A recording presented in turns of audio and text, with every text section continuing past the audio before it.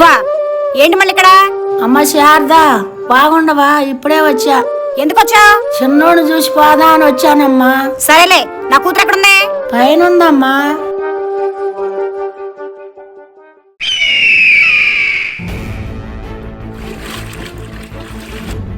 అమ్మాయి, ఏంటమ్మా చాలా రోజుల తర్వాత వచ్చావు? నా గురించి సరేలే, కింద అది ఉందేంటి?